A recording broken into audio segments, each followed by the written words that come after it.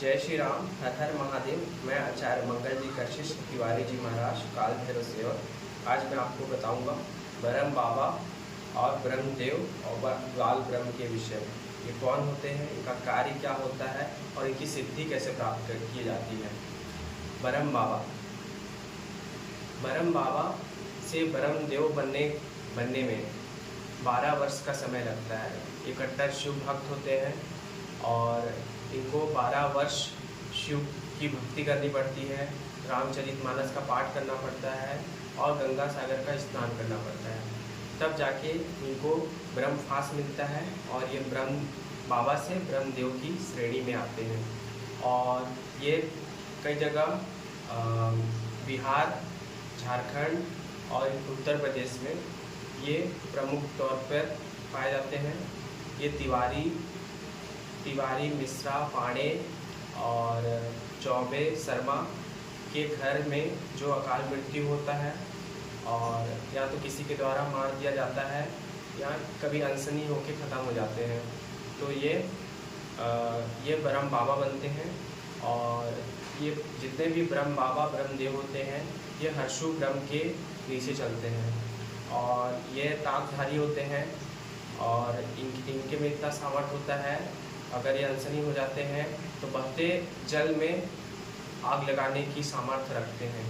गांव का गांव उजाड़ देते हैं। अगर इनको सिर्फ मनाया जा सकता है, कभी हटाया नहीं जा सकता है। कोई भी कितना भी बड़ा तांत्रिक भगत हो, इनको सिर्फ मना करके और इनको प्रेम से मना करके इनको मना के खुश कर सकता है। या तो किसी ब्रह्म में लगा के भाई का नाता लगा के मना के अलग कर सकता है, अगर किसी से अनसनी हो गए हो तो। और जितने भी भारत में ब्रह्म हैं ये हर्षु ब्रह्म के नीचे चलते हैं। हर्षु ब्रह्म बाबा ब्रह्मदेव के सरदार होते हैं। और एक बार जब हर्षु ब्रह्म का ये स्टोरी है कि हर्षु ब्रह्म जब अनसनी एक राजा के घर में काम करते थे। राजा ने किसी कार्य से गुस्सा होकर सर में प्रहार कर दिया, उससे हर्षु ब्रह्म जी की मृत्यु हो जाती है। और उसके बाद ये ब्रह्म बनते हैं और ब्रह्म बनने के पश्चात वो राजा को वहाँ से भागना पड़ जाता है। और कई जगह के तांत्रिक है, पूरे भारत से तांत्रिक है, कामाख्या से लेके हर जगह के तांत्रिक है, लेकिन कोई मना नहीं पाया उनको, कोई हटा नहीं पाया वहाँ से। स्वयं राजा को हटा करके आज वहाँ राज कर रहे हैं। ये होती ब्रह्म की सिद्धि। ये ज्ञानी होते हैं, महारथी होते हैं और इनके जिससे ये प्रसन्न होते हैं उसको डेढ़ साल होते ये माला माल करोड़पति बना देते हैं। लखपति तो नहीं, लेकिन करोड़पति जरूर बनाते हैं, करोड़पति। और शिव मंदिर, राम मंदिर का स्थापना करवाते हैं अपने भगत से, सेवक से प्रसन्न होके। शिव मंदिर और राम मंदिर, ये अधिकतर शिव भक्त होते हैं, हनुमान जी की भगत होते हैं और दुर्गा माँ के भगत होते हैं। और बाल ब्रह्म होते हैं जो 1 वर्ष से लेकर 12 वर्ष के बीच का ब्राह्मण बालक, उसके शरीर में देवी आई हो और वो ख़त्म हो गया हो तो वह बाल ब्रह्म बनता है। ये घर जिस परिवार से होते हैं उस परिवार के लोग इनको पूछते हैं और ये घर ही में होते हैं, किसी भी मंदिर में आ जा सकते हैं। और ये भी धर्मी मतलब कि बहुत नटखट होते हैं, एक प्रकार से बहुत नटखट होते हैं, प्रसन्न होते हैं, तो हर चीज़ देने का इनके में भी सामर्थ्य होता है। देवी भगत होते हैं, देवी की गोद में बैठते हैं। और इनकी ब्रह्म बाबा ब्रह्मदेव की सिद्धि एक नवरात्रि से एक नवरात्रि तक इनकी सेवा करनी होती है। दूध, बतासा, पंचमेवा और लंगोट, जनेऊ, खड़ाऊ और उनको वस्त्र अर्पण किया जाता है। और पूर्णिमा इनको पूरा भोग दीजिए, पूरा वस्त्र दीजिए। और आपके सेवा से ये प्रसन्न होते हैं और प्रसन्न होने के बाद ये प्रत्यक्ष होकर के वचन लेते हैं। जब ये वचन लेते हैं तो इनके भगत उसके अंदर जिगरा होनी चाहिए। और जिगरा जिस रूप में आते हैं, मतलब ये इनका 30 फीट का हाइट होता है, इनका 30 से 50 फीट के होते हैं।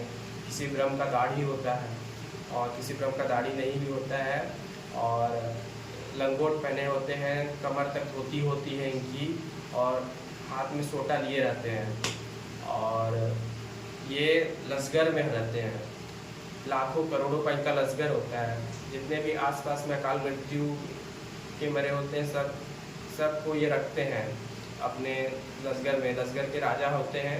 कभी किसी को मतलब कि कोई अकाल मृत्यु का व्यक्ति कोई किसी को परेशान ना करे, राह चलते किसी को तकलीफ ना दे, उसका ये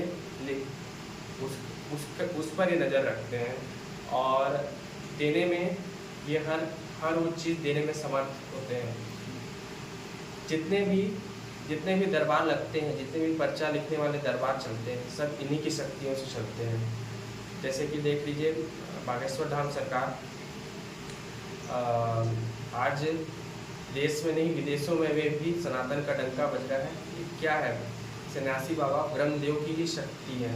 सन्यासी बाबा एक ब्रह्मी है और ब्रह्मदेव की शक्ति है कि आज देश नहीं विदेशों में भी डंका बज रहा है। जिसमें प्रसन्न होते हैं, कुंडली में मंगल का और बृहस्पति का योग बनाते हैं, अपार धन देते हैं, अपार धन, जिस पर प्रसन्न होते हैं और अपने साधक को धर्म से जोड़ते हैं। ये एक ऐसे पिशाच योनि में एक ऐसी देवता है जो अपने साधक को धर्म से जोड़ते हैं और धर्म के प्रतीक होते हैं, धर्म के साथ चलते हैं ये, और अपने साधक को जीवन भर शिव जी की भक्ति, हनुमान जी की भक्ति, देवी की भक्ति जरूर कराते हैं। और साधक के जीवन में एक शिव मंदिर, हनुमान मंदिर का निर्माण अवश्य कराते हैं। साल 2 साल में ही इतना अपार धन देते ही हैं और ऐसी प्रेरणा देते हैं कि उनका साधक शिव हनुमान की मंदिर का निर्माण कर सके।